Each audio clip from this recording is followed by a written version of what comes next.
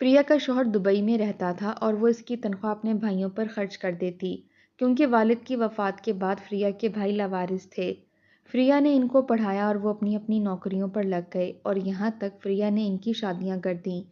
جب فریہ کا شوہر دبئی سے آیا تو اس کے قدموں تلے سے زمین نکل گئی جب اسے پتہ چلا کہ فریہ نے اس کا سارا پیسہ لٹا دیا ہے۔ تو اس نے فریہ کو بہت مارا اور اٹھا کر باہر پھینک دیا، اور پھر بھائیوں کو خبر ملنے کے باوجود وہ فریہ کی مدد کے لیے نہ آئے۔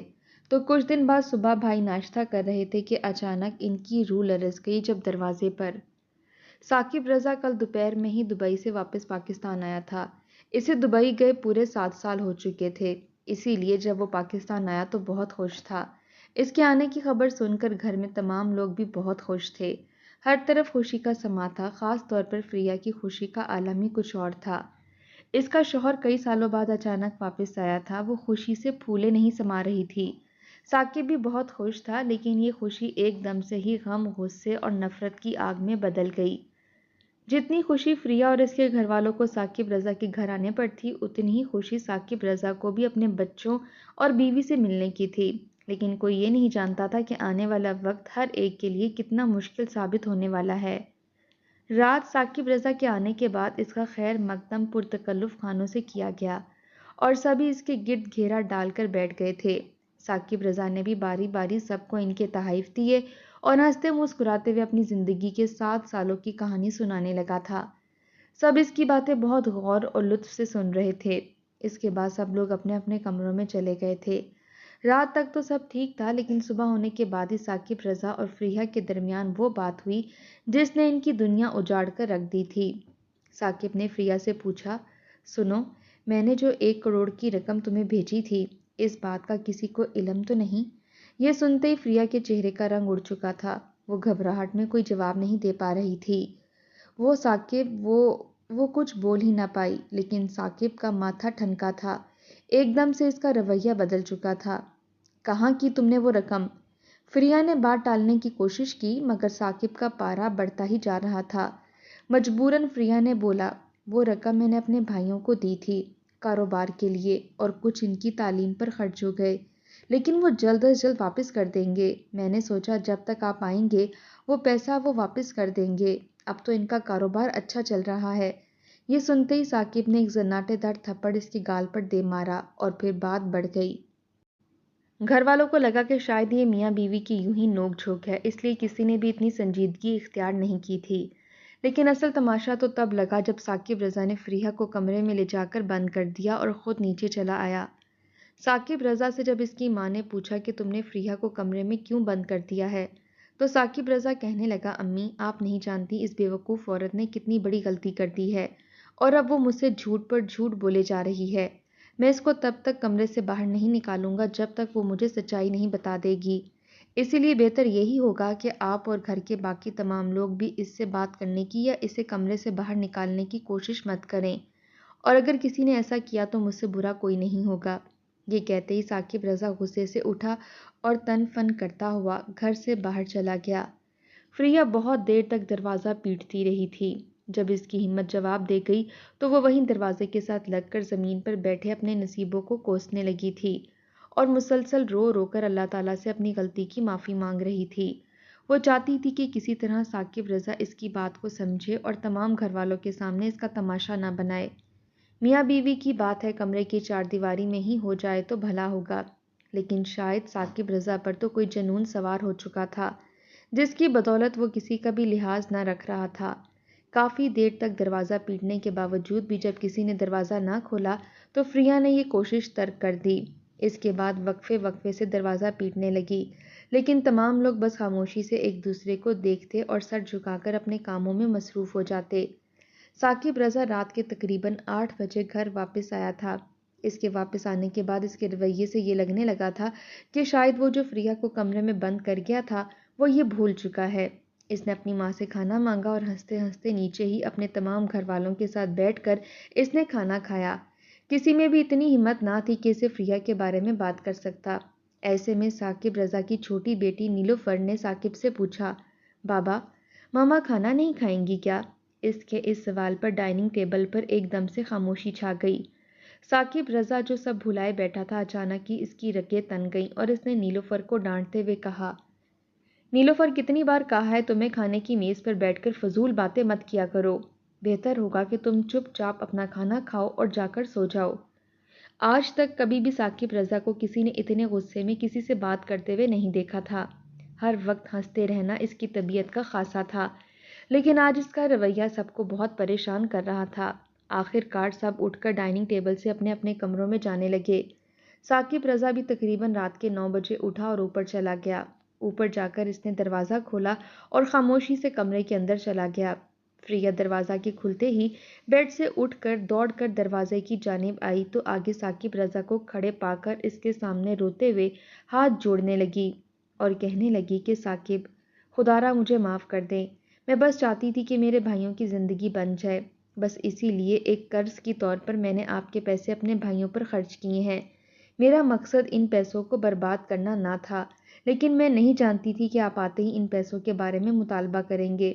इसी वजह से बस मैं थोड़ा डर गई थी। प्लीज़ आप मुझे माफ़ कर दें। फ्रिया ने रोते हुए हाथ जोड़े साकिब के सामने अपनी दुहाई दी थी, जिसे सुनकर साकिब ने फ्रिया का हाथ झटका और कहने लगा, माफ़ कर दूं तुम्हें? इतने सालों की मेहनत जो मैंने अपने बच्चों के लिए की थी, वो मैं यूं ही जाने दूं? वो मेरा खून पसीना, वो मेरी मेहनत, जिसके बारे में मैंने अपने घर वालों को भी नहीं बताया, सिर्फ तुम्हें इसका राजदार बनाया, इस बात को भी मैं भूल जाऊं?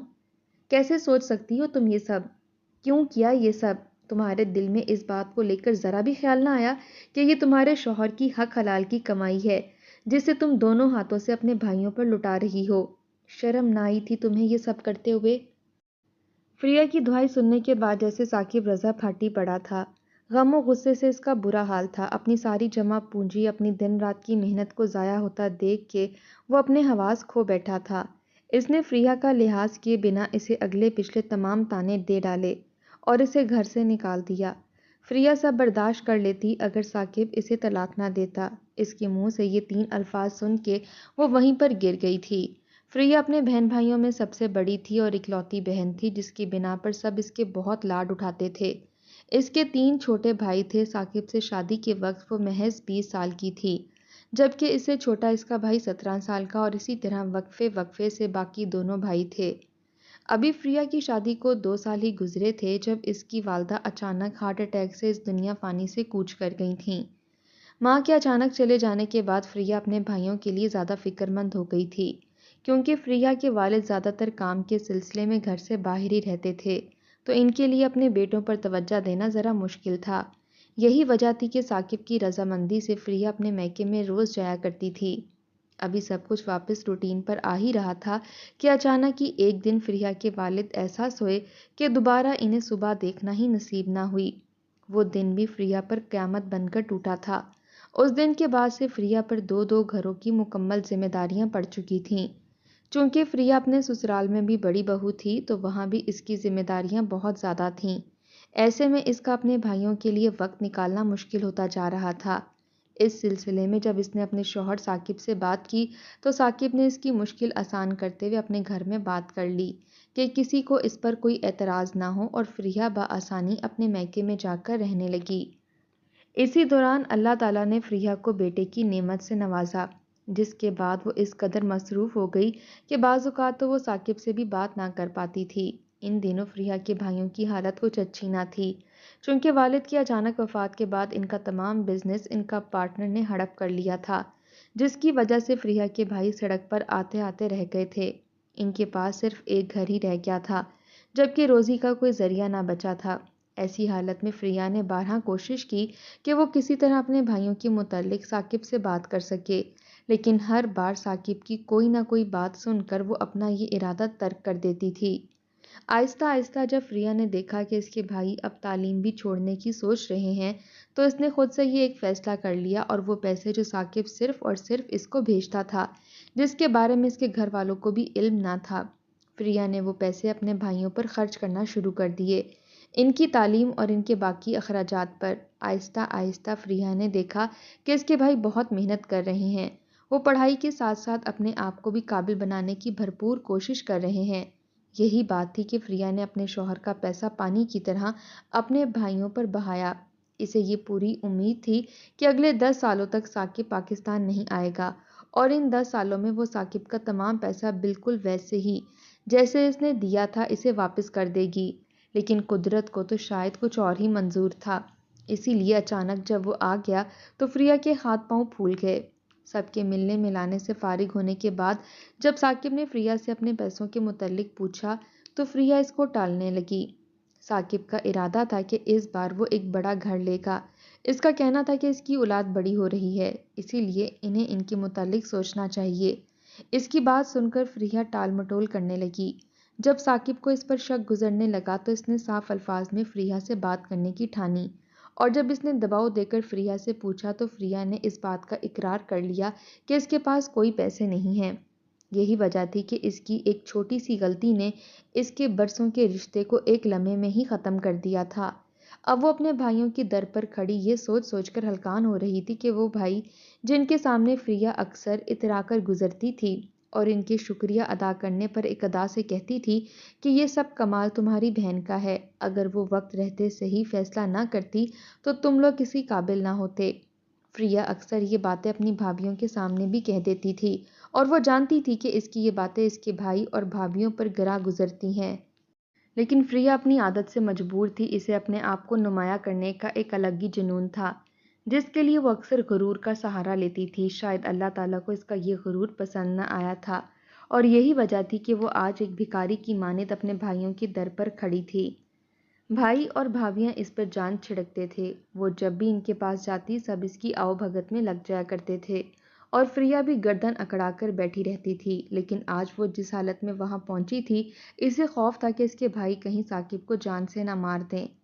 बहुत सोचने के बाद आखिरकार फ्रिया ने दरवाजे पर दस्तक दी। कुछ लम्हे तक जब किसी ने कोई जवाब ना दिया तो इसने फिर दोबारा वक्फे वक्फे से दस्तक देना शुरू कर दी और आखिरकार तकरीबन 20 मिनट के बाद दरवाज़ा खोला गया और इसका भाई इसे यूं इस वक्त इस हालत में देखकर परेशान हो गए। इनको देखते ही फ्रिया इनके गले लग गई और फूट फूट कर रोने लगी। अरे आपी, आपको क्या हुआ है और आप इस वक्त ऐसी हालत में? सब ठीक तो है ना? कुछ गलत तो नहीं हुआ आपके साथ? साकिब भाई कहाँ हैं और बच्चे? बताएं ना क्या हुआ है? अली ने इसको इस तरह रोते देखकर इस पर सवालात की बौछार कर दी जिसकी वजह से इसके रोने में मजीद शिद्दत आने लगी।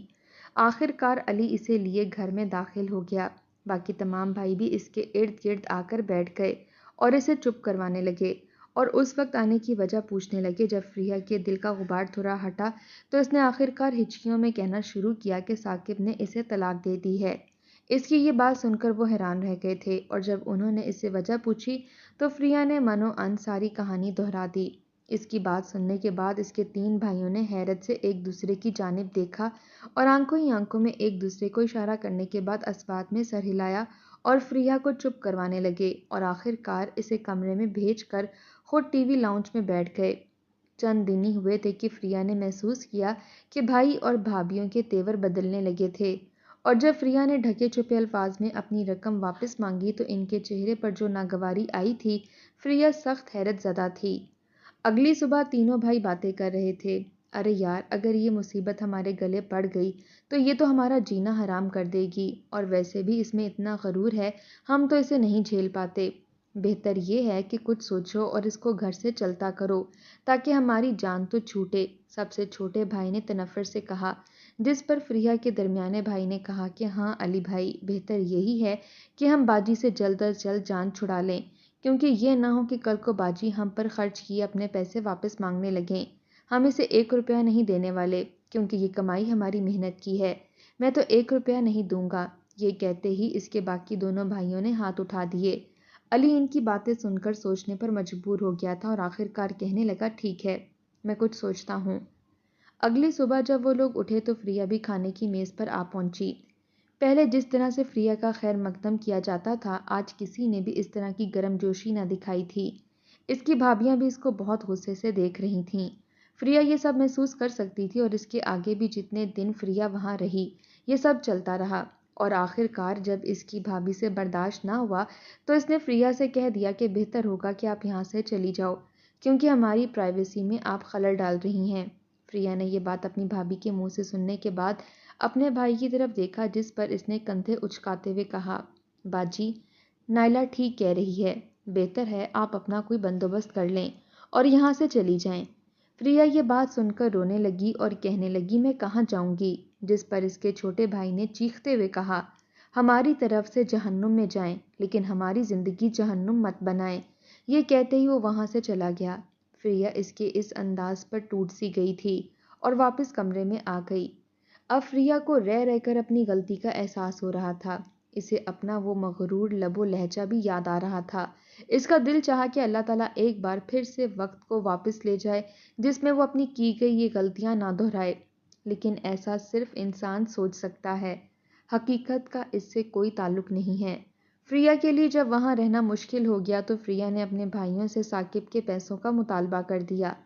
پہل تو اس کے بھائی فریہ کو ٹالتے رہے لیکن آخر کار انہوں نے یہ پیسے دینے سے اسے انکار کر دیا اور اسے گھر سے باہر نکال دیا۔ فریہ وہاں سے روتے سسکتے ہوئے روڈ کی جانب چل دی۔ وہ یوں ہی روڈ پر بے دھیانی سے چل رہی تھی کہ اچانک ہی اس کا ایکسیڈنٹ ہو گیا اور اس کا وجود بری طرح سے اچھلتے ہوئے سڑک پر دور جا گرا۔ گاڑی چلانے والا اچانک باہر نکلا اور دوڑتا ہوا اس کے پاس جا پہنچا۔ فریہ خون میں لت پت تھی۔ اس نے جلدی سے اسے اٹھایا اور اپنی گاڑی میں ڈالا اور ہسپتال کی طرف لے گیا۔ کچھ عرصے کے بعد ہی فریہ کے تینوں بھائیوں کا کاروبار میں شدید نقصان پہنچا۔ وہ انتہائی بری حالت میں آ گئے تھے۔ ان کا پارٹنر دھوکے سے سب بیچ باچ کر ملک سے فرار ہو چکا تھا اور وہ کچھ نہ کر پائے تھے۔ ایک دن فریہ کے بھائی اپنے گھر میں بیٹھے صبح کا ناشتہ کرنے لگے تھے۔ آج کل ان کے حالات کچھ زیادہ اچھے نہ تھے۔ فریہ کے جانے کے بعد انہیں یہ بات اکثر محسوس ہوتی تھی کہ ان کی بہن نے ان کے لیے بہت کچھ کیا لیکن وہ اس کے لیے کچھ نہ کر سکے، اور وہ یہی سمجھتے رہے کہ شاید ان کی سنگ دلی کا نتیجہ ہے کہ اللہ تعالیٰ نے ان سے اپنی نعمتیں واپس لے لی تھیں۔ ان کے حالات پہلے سے بھی زیادہ برے ہو چکے تھے۔ وہ بیویاں جو ان کے بنا ایک پل نہ رہ پاتی تھیں وہ سب لڑ کر اپنے میکے جا بیٹھی تھیں۔ فریہ کے بھائی گزرے وقت پر پچھتا رہے تھے کہ ایک دن ان کے در پر کسی نے دستک دی۔ علی دروازے پر آیا اور جیسے ہی اس نے دروازہ کھولا تو سامنے کھڑے وجود کو دیکھ کر حیرت میں مبتلا رہ گیا۔ سامنے کوئی اور نہیں بلکہ اس کی اپنی بہن فریہ کھڑی تھی، جس کی انہیں چند سالوں سے بالکل خبر نہ تھی۔ ان کے سننے میں آیا تھا کہ شاید فریہ مر چکی ہے اور انہوں نے اس پر اللہ کا شکر ادا کیا تھا، لیکن آج فریہ کو اپنے سامنے کھڑا پا کر وہ بہت حیران رہ چکا تھا۔ اندر آنے کا نہیں کہو گے علی؟ فریہ نے مسکرا کر کہا، جس پر علی نے ناشتہ چھوڑا اور اسے اندر آنے کی اجازت دی۔ فریہ چلتے چلتے صحن میں رکھے تخت پر جا بیٹھی۔ اس نے دیکھا اب اس کے بھائیوں کی حالت بہت خراب تھی۔ ان کا گھر بھی تبدیل ہو چکا تھا۔ اس کے باقی کے بھائی جو بہت نخریلو تھے آج وہ گھر کے کام کرنے میں مصروف تھے۔ فریہ کے دل کو ایک دم سے کچھ ہوا تھا لیکن پھر اس نے گہرا سانس لے کر خود کو مضبوط کیا اور کہا، اگرچہ تم لوگوں نے مجھے اپنے گھر اور دل میں جگہ نہ دی تھی لیکن میں تم لوگوں کی بڑی بہن ہوں۔ اماں کے مرنے کے بعد میں نے خود کو تم لوگوں کی ماں تسلیم کر لیا تھا۔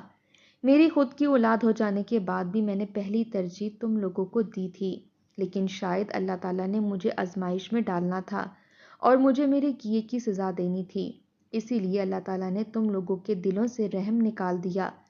میں وہ جو بہت مغرور تھی، اللہ نے میرا وہ غرور توڑا اور مجھے بتا دیا کہ یہ دنیا محض ایک دھوکے کا سامان ہے۔ میرے ایکسیڈنٹ کی خبر کے باوجود بھی تم لوگ مجھ سے ملنے نہ آئے تھے۔ اس چیز نے مجھے بتا دیا کہ اللہ کے سوا انسان کا کوئی سگا نہیں ہے۔